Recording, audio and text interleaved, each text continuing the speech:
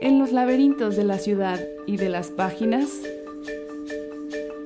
los dos minotauros.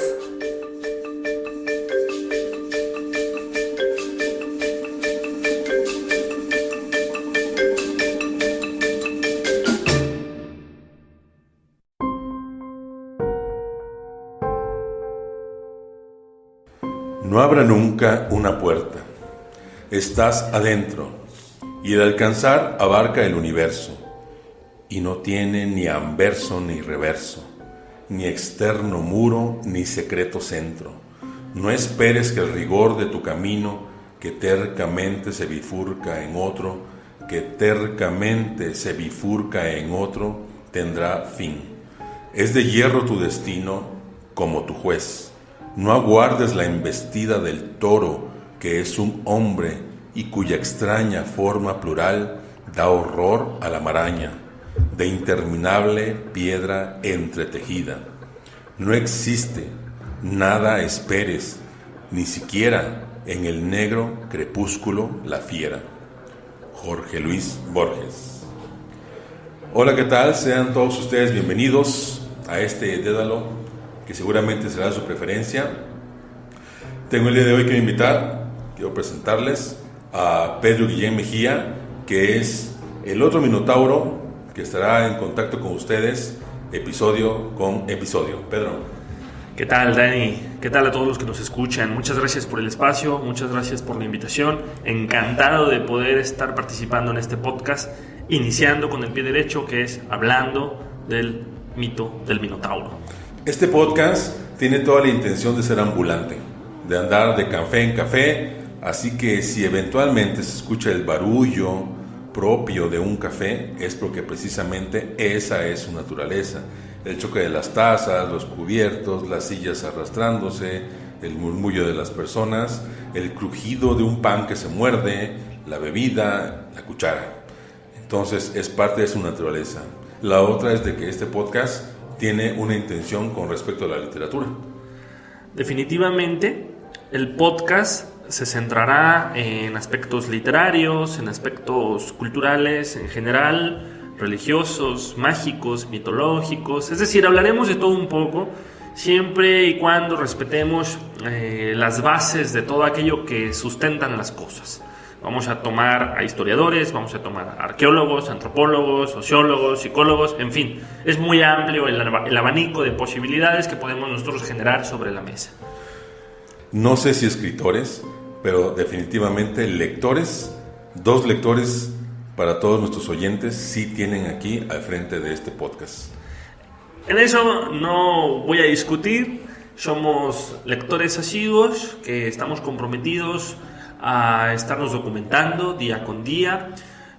Como bien dijo Sor Juana alguna vez, no para saber más, sino para ignorar menos. Bueno, el día de hoy decidimos empezar con esto del mito del minotauro y el símbolo del laberinto, porque bueno, así se llama nuestro podcast, los dos minotauros, y poco a poco vamos a ir desmenuzando precisamente estos dos temas. Creo, Pedro, que es interesante para todos nuestros oyentes, para todos los curiosos y para uno mismo, dar una semblanza de lo que es el mito del minotauro, Pedro. Haciendo memoria un poco, recordemos que Asterión era el rey de Knossos. Adoptó él a los tres hijos de Europa, que fueron Sarpedón, Minos y Radamantis. Ellos tres, al morir el rey Asterión, lucharon por el trono. No pensemos en una batalla, una discusión. Minos se posicionó por encima de ellos diciendo que tenía el favor de los dioses, de tal manera que le pide de favor a Poseidón que le mande un toro blanco, un toro, creo que no le dice el color al principio, para demostrarle a sus hermanos que él, en efecto, tiene el favor de los dioses.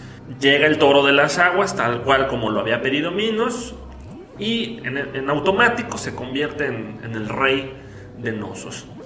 Poseidón le había pedido que matara a modo de sacrificio este toro para, sellar el pacto que había hecho Minos de manera consciente e inconsciente con Poseidón. Poseidón decide guardar este toro porque este toro para él era maravilloso, por lo que Poseidón hace que Pasífae se enamore de el toro. De esta relación contra natura entre Pasífae y el toro nace el Minotauro, nace la criatura. Minos, al ver esta criatura, decide encerrarla en un laberinto, mismo que fue construido previamente por el arquitecto de Grecia, que fue Dédalo. Y bueno, todos sabemos en qué termina el mito. Teseo entra al laberinto y mata al Minotauro. Pero quizás algunos de los que nos escuchan, o nosotros mismos en algún momento nos hemos preguntado por qué un toro proveniente de las aguas oceánicas.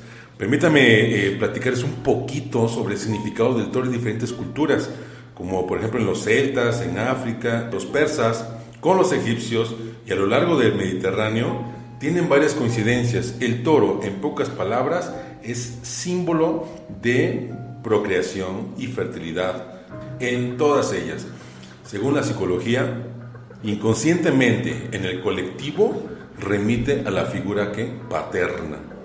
Aquí en México hay un alimento que se llama criadillas y llama mucho la atención porque pues no es nada más que testículos de toro cocinados ahí. Y en el estado de Oaxaca, por ejemplo, cuando recién matan al toro porque lo van a hacer barbacoa, cosas así, es de educación y es de mucho simbolismo ofrecerle un caballito de sangre o un vaso de sangre caliente recién expulsada del cuerpo al que es el padrino o al papá o a la mamá. Por dos cosas, esto porque amarra lo que es el compadrazgo y segundo, porque le atribuyen propiedades curativas para la impotencia. Qué interesante esto que mencionas del toro en el mundo. Las tradiciones taurinas han estado prácticamente casi en todas las culturas. Me atrevo aquí a andar a tientas porque bueno, no sabría realmente afirmar si en todas las culturas hay registros de la presencia del toro como tal, como símbolo de energía. Lo que sí puedo asegurar es que en Europa por lo menos la figura del toro es muy importante, puesto que hasta en nuestros días se sigue refiriendo a ella en las corridas de toros. Tal pareciera, Pedro, que el destino del gran bovino es el sacrificio siempre. A mí me encantaría hablar de lo siguiente. Sabemos que Zeus era pues el chido, ¿no? El gran poderoso de todos los cielos y Poseidón de los mares. Y que Zeus tenía una incesante colección de amantes. En cierta ocasión, Zeus se convirtió en un toro blanco, como ya dijimos con anticipación, para raptar a Europa y llevársela a Creta, y de ahí nacen 3 hijos. Claro, eso como símbolo de la fecundidad entre las diferentes culturas a lo largo y ancho del continente europeo y africano, pero también tiene una otra simbología, lo que es el Minotauro, y es su condición de monstruo. Yo quiero leer esta definición para de ahí partir y derivar en más cosas. Ser que tiene alguna anormalidad impropia del orden natural y es de apariencia temible. De tal manera que me gustaría que andáramos un poco más sobre precisamente la condición de monstruo y la visión que se tenía sobre él. En ese sentido, con la definición que nos acabas de regalar, el Minotauro contradice con su forma, con su físico, las reglas matemáticas de la proporción, de la armonía y de la estética pitagórica. Además, cabe mencionar que él como monstruo fue creado en medio de una civilización. O sea, él es la barbarie encarnada. Es decir, lo monstruoso natural no es posible sin la intervención del hombre. El hombre, en su imperfección, solamente crea monstruos. O sea, el mito pone como protagonista a un monstruo nacido de una reina y nacido de un ser puro, que es el toro blanco, que fue mandado por un dios. O sea, tiene en su sangre, de cierta forma, el toro parte de divinidad. Entonces, ¿por qué nace de lo atroz, lo salvaje de un espacio que tiene escritura? Porque se ha comprobado que no sostenía modelos de escritura, lo cual lo convierte en una civilización. ¿Acaso la civilización crea a la monstruosidad. Claro, la monstruosidad visto con los estándares de belleza de aquellos tiempos. ¿Qué cosa es un monstruo? En términos generales, es la carencia de otredad en un mundo dominado por lo bello. ¿Qué significa? Que mientras no haya una conciencia de lo que somos como individuos, desde un punto de vista lejano, no podemos apreciarnos en nuestra forma completa y compleja de ser. De tal manera que mientras adolecemos de ello, nos seguimos figurando de manera incompleta y de manera tergiversada. Es así que todos los que ven de manera lejana a alguien, en este caso el Minotauro, le pueden atribuir, por supuesto, defectos y deficiencias según los estándares de belleza.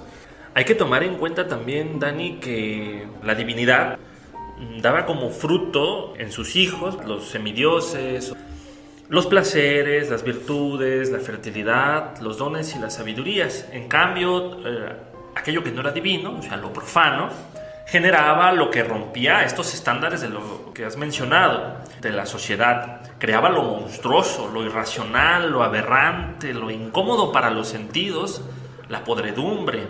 El Minotauro no puede llegar a tener una genética pura, es imposible. Desde su nacimiento está condenado al sufrimiento, al rechazo, a la muerte, a pesar de ser hijo de Pasífae, que era la reina. Y al destierro, Pedro. Recordemos que no solamente el Minotauro fue encerrado, no, fue desterrado en este circuito monumental, material, ortogonal, geométrico que era el laberinto, y del cual pues se sabe que no tenía puertas. Pero sí era un espacio húmedo, lleno de hongos, oscuro, si me permites, lleno de heces fecales, y que si no tenía puertas, porque el Minotauro no se iba, él se sabía desterrado, había alguna conciencia sobre su culpabilidad. Hay que considerar que la inmensidad del castigo del Minotauro no era en sí el hecho de estar preso en un laberinto, sino el de estar apartado de lo civilizado, de los hombres. La soledad se convierte en un destino cruel.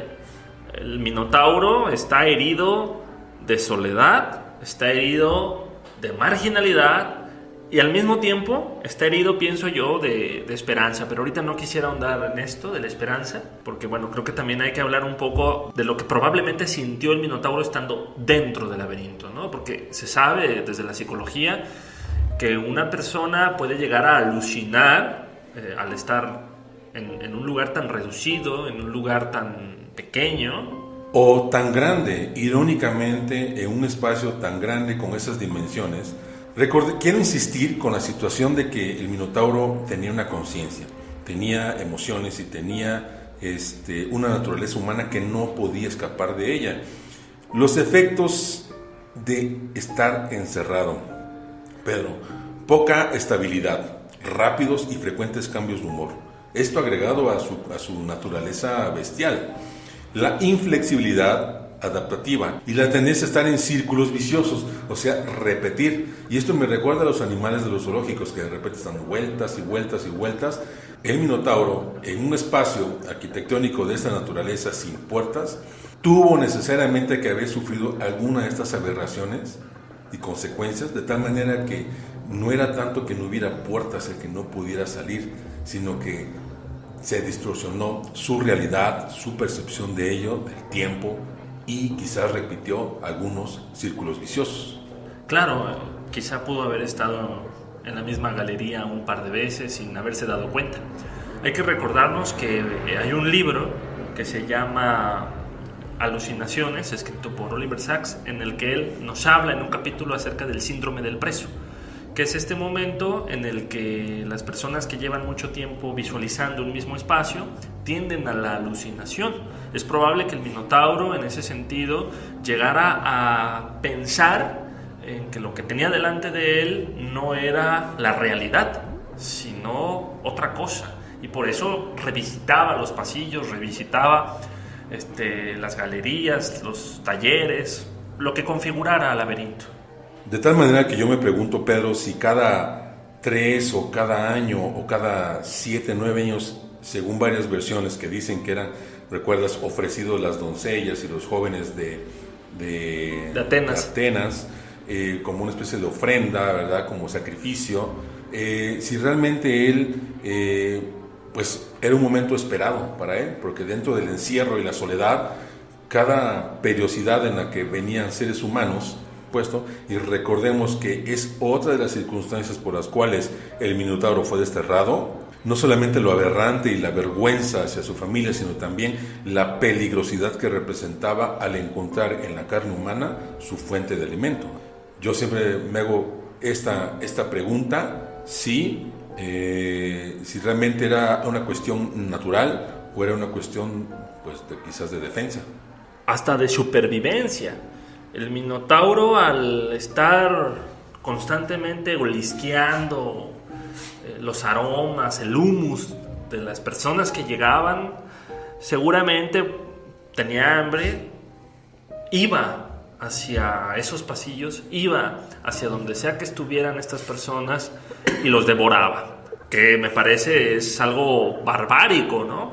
Pensar en el hecho de que a 7 jóvenes y 7 doncellas se les introducía en este laberinto para que fungieran como alimento.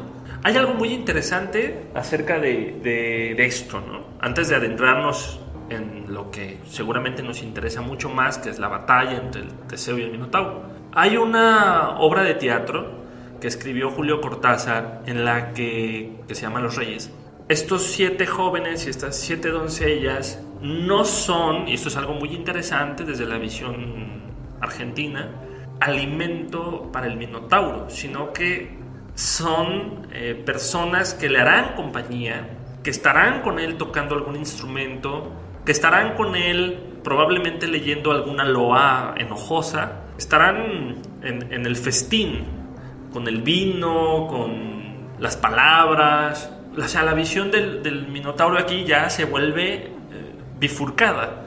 Por un lado tenemos a la bestia que se alimenta de estos jóvenes, y por otro lado tenemos a la bestia que nació de una virgen, que fue Pasífae, conviviendo con estos mismos jóvenes. Y bueno, y aquí es donde hay que discutir un poco sobre qué visión queremos tener del Minotauro. Y como tú decías, es bipartita lo que se cree al respecto. Por un lado, yo estoy en contra, honestamente, de 2 cosas. Uno, de que Teseo llegó y rápidamente lo venció, esa es una. Y 2, me niego a creer, honestamente, que no haya habido, pues, una batalla realmente fuerte, épica, digna de estos 2 personajes, obviamente, con ese preámbulo de gran espera que tenían ambos. De tal manera que, pues, hay 3 versiones por ahí sobre cómo fue la batalla. Una, que es la que, la verdad, una de las 2 que más me encantan, que es la de que batallaron durante varias horas, mano a mano, cuerpo a cuerpo, casi como 2 gladiadores, ¿verdad? Y que finalmente, pues, el cansancio fue cediendo en el Minotauro, y que, pues, no de manera fortuita, sino porque recuerden que, pues, Teseo era hijo de Poseidón, o sea, tenía dotes y cualidades de Dios, entonces tenía una fuerza más allá, ¿no? Bueno, y finalmente pues lo venció. Y también otra versión en la que supuestamente en el ovillo que le dio Ariadna, pero con la idea, ¿verdad?, de Dédalo, del arquitecto, que también iba ahí escondida una espada, pero finalmente el momento decisivo llegó con la espada atravesándole el pecho. Y la tercera, que se me hace creo que más épica de todas, es donde están batallando mano a mano, de uno de esos forcejeos le rompe uno de sus cachos, y con ese mismo cacho, pues, Teseo lo utiliza como arma, atravesándole el pecho e incluso la cabeza. A mí la versión que más me gusta es muy diferente a esas 3 que acabas de mencionar. Es en la que se presenta al Minotauro como un ser que se entrega a la muerte, como un ser que no luchó. Ahora, no doy por hecho que esta sea la verdad absoluta del mito, pero en cuestiones personales es la que más símbolos me deja y de la que puedo rescatar más cosas. Entre ellas, el hecho de que el Minotauro, por haber sido un ser rechazado desde su nacimiento, no tenía referentes del mundo civilizado. No sabía lo que era una espada, por ejemplo. Entonces, al ver entrar a Teseo con la espada o con el hilo, no es como los demás. O sea, ¿por qué se me está enfrentando? ¿Por qué debo yo acometerlo? Y qué es lo que trae en la mano, ¿no? O sea, ese objeto puntiagudo, filoso, brillante tal vez, y aquel hilo. Bueno, tal vez no se hizo la pregunta con la palabra hilo, pero bueno, no tenía los referentes. Entonces es probable que él pensara que aquello como algo nuevo en su visión no fuera tan peligroso. Desconocimiento, ignorancia natural, Claro, ¿no? Es decir, claro. Y es que esta versión me gusta mucho porque nos presenta una estética hispérica. ¿Qué es esto? ¿Qué es la estética hispérica? Aquella que avala lo gigantesco, lo desproporcionado, lo monstruoso, lo laberíntico. Y es una visión más fresca del siglo XX, que fue escrita por nada más ni nada menos que Jorge Luis Borges en su cuento La casa de Asterión. En este cuento, el que nos narra el mito es el propio Minotauro. Es decir, en el cuento de Borges, la frontera entre el laberinto y Creta se rompe. Ya no vemos el mito desde afuera de la construcción, sino que ahora participamos desde el interior del laberinto, el mito, lo vivimos y acompañamos al Minotauro en su lucha con Teseo. Lucha que en el cuento no se da, aparentemente no se da, porque al final del cuento, recordemos, Teseo le dice a Ariadna, el Minotauro apenas se defendió. Esto se debe en parte a que el Minotauro esperaba, en el cuento esto no lo dice, a un redentor, a alguien que lo liberara de estar preso, a alguien que lo liberara de estar en este lugar tan terrible que es el laberinto. Por lo tanto, en el cuento de Borges hay una cita en la que el Minotauro se expresa acerca de la redención. Abro cita: ¿cómo será mi redentor? Me pregunto, ¿será un toro o un hombre? ¿Será tal vez un toro con cara de hombre o será como yo? Entonces, cuando Teseo se presenta con la espada y con el ovillo, el Minotauro, al no tener los referentes de qué es una espada y qué es un ovillo, piensa en la figura de Teseo con la espada y el ovillo, en la figura de un redentor. a mí también me gusta esta versión que tú dices. Se me hace que viene a redimir mucho a lo que es a posicionar la figura del Minotauro. Y es que aparte de todo, Pedro, es pertinente, o sería pertinente, mencionar lo que aconteció, todo lo que sufrió, todo lo que vivió Teseo en el camino para llegar al Minotauro, a enfrentarse con él. Tuvo todo un proceso de aprendizaje, no llegó en ceros. También es un personaje que se preparó, luchar con gigantes y por ahí un tipo golpe de estado, ¿verdad? Con una madrastra. Pero lo vamos a mencionar en el segundo episodio porque honestamente da para mucho este tema. Y en este cuento, Teseo no es más que una figura ejemplar de la barbarie. La literatura latinoamericana del siglo XX intercambia los conceptos de civilización y barbarie. Si al principio entendíamos el mito como el Minotauro y el laberinto sinónimos de barbarie y Creta como sinónimo de civilización, en estos autores esto es al revés. Lo que está dentro del laberinto es lo que está civilizado. Lo que está fuera del laberinto, ya sea en Creta, ya sea en Osos, ya sea en Atenas, es la barbarie. Es decir, Borges en este cuento invalida la gloria no solo de Teseo, sino de todo Atenas, porque Atenas, recuerden, se funda con la victoria de Teseo. Así que Borges lo que hace es invalidar esto. Pero bueno, esto ahondaremos más en todos estos temas en el segundo episodio, porque queremos ahondar un poco también sobre el simbolismo del laberinto y todo ello. Pero pues bueno, quisiera retomar, Pedro, ya como último subtema de este primer episodio. Citaste a Borges y mencionaste el Aleph, donde viene precisamente este cuento, La casa de Asterión. Y bueno, para cerrar este primer episodio, me gustaría la siguiente dinámica, Pedro, si estás de acuerdo, hablar un poco del simbolismo del laberinto, precisamente en los tiempos modernos. Excelente, Dani. Pues mira, Pienso que el laberinto hoy en día puede ser símbolo de incertidumbre. O sea, ¿cuántas veces no hemos pasado por un laberinto de esta magnitud? Yo creo que todos. Puede también representar el miedo, la angustia. Pienso en algo muy concreto: los desaparecidos. Las personas que han tenido la terrible experiencia de no recuperar a sus hijos, a sus hermanos, a sus papás por el crimen organizado, se han enfrentado a un laberinto burocrático, se han enfrentado a un laberinto sin paredes. Emocional. Y digo sin paredes porque hay personas que se la pasan visitando el campo una y otra vez, rascando la tierra con la intención de encontrar los cadáveres de sus seres queridos. Eso es en cuanto a nuestro tejido social, pero también considero que simbólicamente, Pedro, yo me atrevería a proponer el laberinto como símbolo de la humanidad.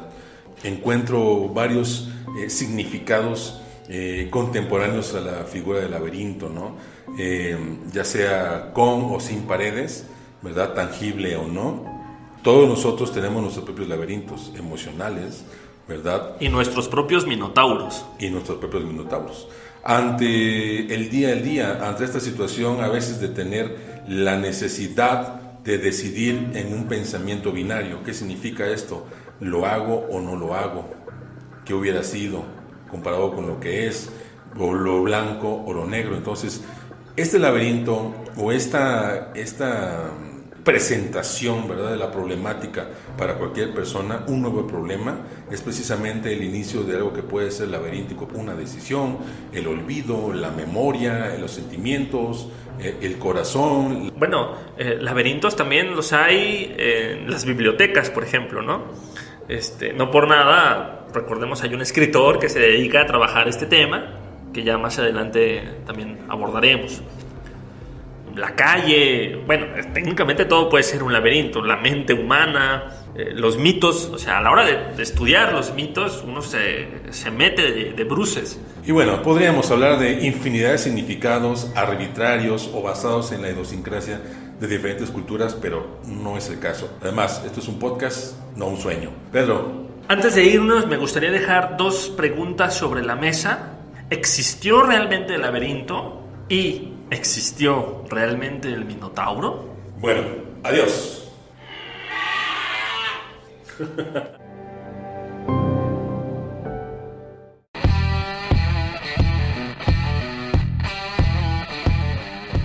Teseo.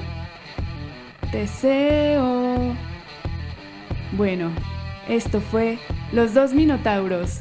Nos vemos.